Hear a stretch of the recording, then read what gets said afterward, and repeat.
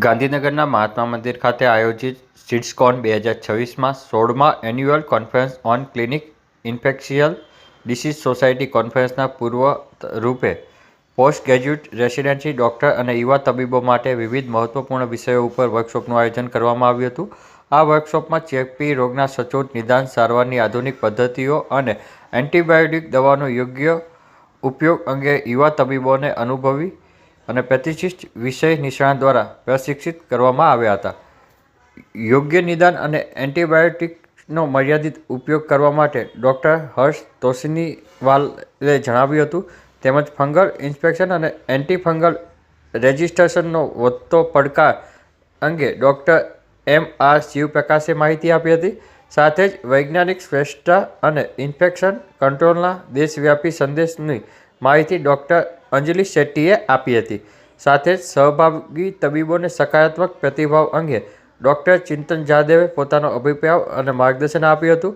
આયોજિત થયેલા વિવિધ મહત્વપૂર્ણ વર્કશોપમાં ID 360, microbiology 360, the zero defence challenge, AI and technology in ID practice અને આઈડી ઇસ્યુઝ અને સર્જિકલ પ્રેક્ટિસીસ વિશે માર્ગદર્શન આપવામાં આવ્યું હતું. આ અંગેની માહિતી 20 ઓગસ્ટના સાંજે 8 વાગે મળી હતી.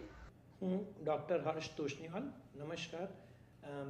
કન્સલ્ટિંગ ફિઝિશિયન અને ઇન્ફેક્શિયસ ડિઝીઝ સ્પેશિયાલિસ્ટ એટલે ચેપી રોગોનો નિષ્ણાત છું અને હાલમાં હું અહીંયા પ્રોફેસર તરીકે Shri Swaminarayan institute of medical sciences and research કલોલમાં પ્રોફેસર અને ડિપાર્ટમેન્ટના વડા તરીકે સેવા આપી રહ્યો છું.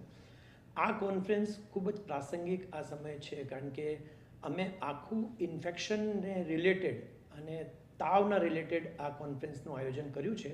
કોન્ફરન્સ 3 દિવસ ચાલશે. જે મેઇન કોન્ફરન્સ છે 21, 22, 23 રહેશે.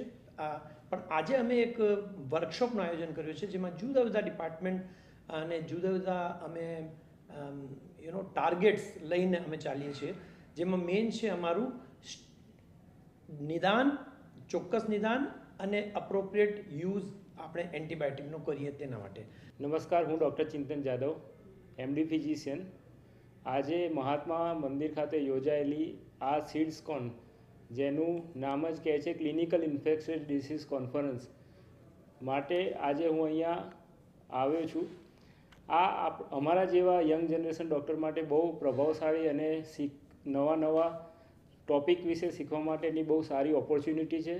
આજે મેં અત્યારે 360 માઇક્રોબાયોલોજી બેઝિક વર્કશોપ અટેન્ડ કરી, જેની અંતર્ગત બેઝિકથી લઈને એડવાન્સ સુધી બધું જ કે તમે ક્લિનિકલી પેશન્ટ આવે ત્યારે રિપોર્ટ ટ્રીટ ના કરતા એકચ્યુઅલી તમારે શું જોવું જોઈએ, તમારે શું ઇમ્પ્લિમેન્ટ કરવું જોઈએ, એ આજે અમે શીખ્યા છીએ.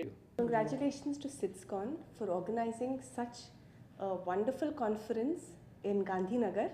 It has been a pleasure in the beautiful city of Gandhinagar. Thank you for all that has been done in terms of hospitality, in terms of the scientific content. We've had a very engaging session this morning on various topics about infection, enlightening us. We've had great attendance today. It has been a pleasure to be here, and I hope that the message goes across the country and we have more and more members joining the SIDS organization and spreading the message of infection control, microbiology and infectious diseases. Thank you. Importance of the SIDSCON that has been organized by Clinical Infectious Disease Society of India. This is a very big society and they have taken a very good initiative to in terms of managing or diagnosing infectious diseases.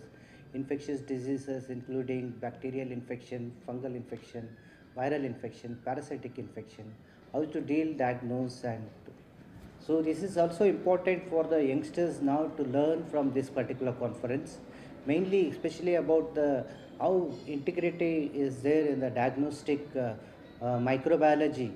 So here there is an integration of both microbiologists as well as clinicians, infectious disease specialties, as well as we have a physician, we have even surgeons and pediatrician.